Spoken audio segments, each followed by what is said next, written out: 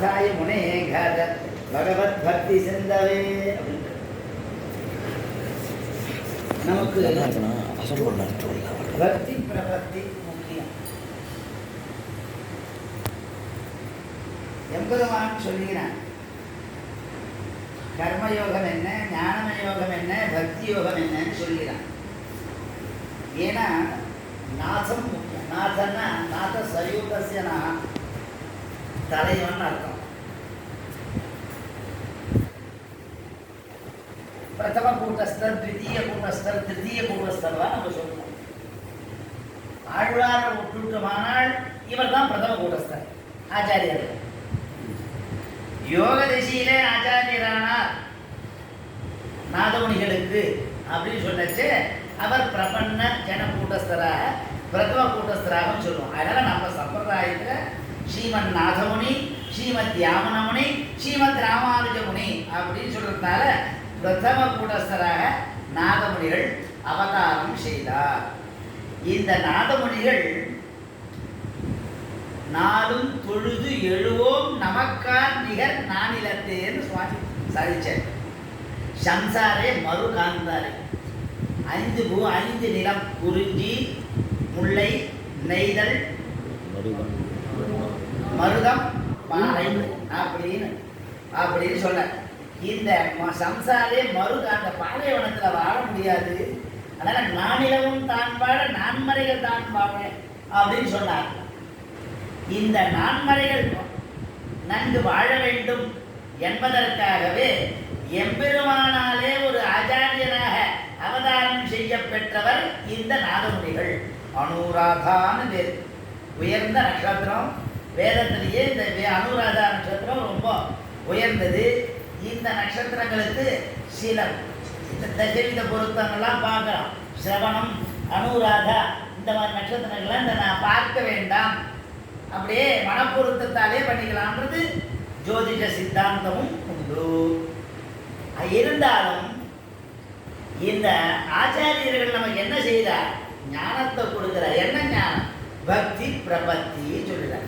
அந்த பக்தி என்ன கொடுக்கிறது? பகவத் விஷயமான ஞானத்தை நமக்கு கொடுக்கிறது. பகவத் விஷய ஞானம் என்ன? பிரபத்தி. என்ன என்ன பிரபத்தி? தஸ்மான் ஞாசமேஷாம் தபசாம் அதிரிக்தமாவு.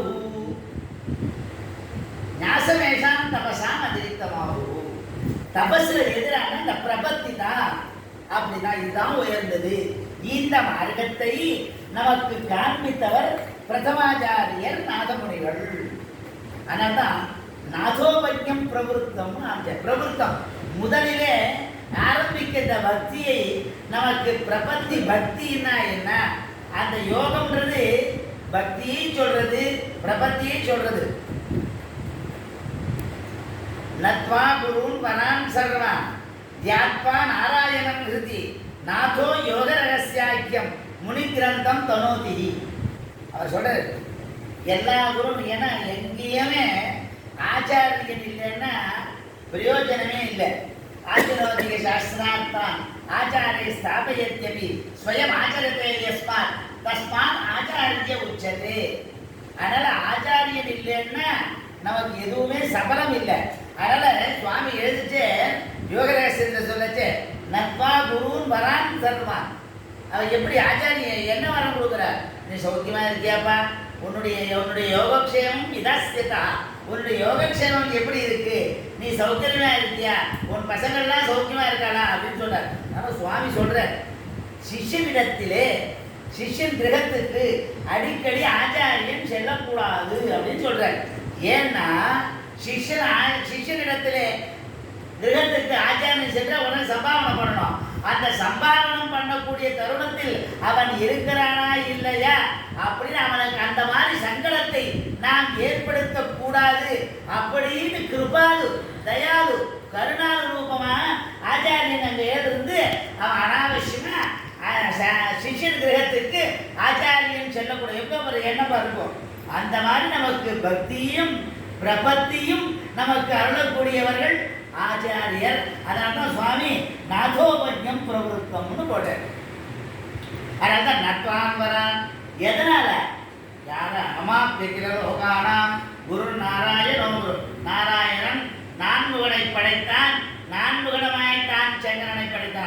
அதான் சொல்றேன். தொண்டருக்கு அமுதுன்னு சொன்னேன் சொல்மாலை. இந்த அமுது இங்க சொன்னேன். இங்க 2 விதம். எல்லாரும் அந்த காலத்துல தேச யாத்திரைன்னு ஒரு தேக யாத்திரை, தேச யாத்திரை அப்படின்லாம் யாத்திரை பண்ணிட்டே இருப்பா. யாத்திரை பண்ணிட்டு இருக்க இந்த நாதமுனிகள் அமுதன் சன்னதியில யாத்திரை பண்ணிட்டு இருந்தார். அப்போ மேல் தேசத்தவர்களான வந்திருந்தார். அந்த மேல் தேசத்துக்கு பொதுவாக ஒன்று புரிஞ்சுக்கணும். நாமெல்லாம் நினச்சிட்டு இருக்கோம் நமக்குத்தான் நல்லவனுக்கு வல்லவன் வையகத்தில் உண்டு அந்த பழமொழி யாரும் தெரிஞ்சுக்கல. நாம் தான் தெரிஞ்சுட்டு இருக்கோம் அப்படின்னு நினச்சிட்டு இருக்கோம் மனசில். ஆனால் அவ அந்த அமுதன் சன்னதியில ஆறாவமுதே அடியேனுடனும்னு அவ மங்களாசாசனம் பண்ணிட்டு இருந்தாலாம்.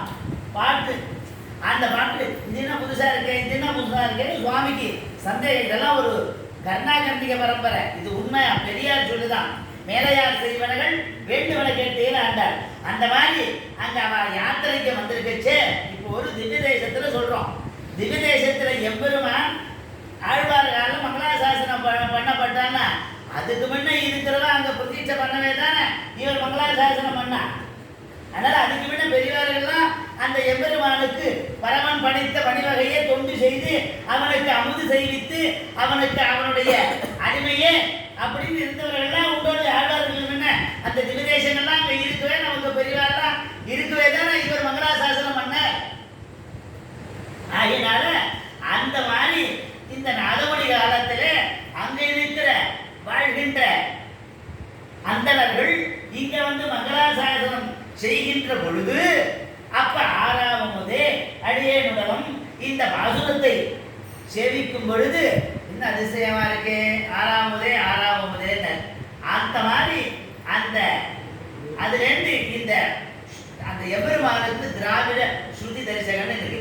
இன்னைக்கு சம்பிரதாயமே அது எந்த கடையா இருக்கட்டும், வடகடையா இருக்கட்டும், தென்கடையா இருக்கட்டும், எல்லா கடையும் அந்த எம்பெருமானை நாட வேண்டும். அவனிடத்திலே பக்தியில் ஒழுக வேண்டும். ஏன்னா அவர் இல்லைன்னா இன்னைக்கு திராவிடமே இல்லை. ஏன்னா இது ஒரு பிரமாணம். இந்த மறைவாணர் நான்மறைவாணர்லாம் சுவாமி ஆழ்வார் வாக்கு.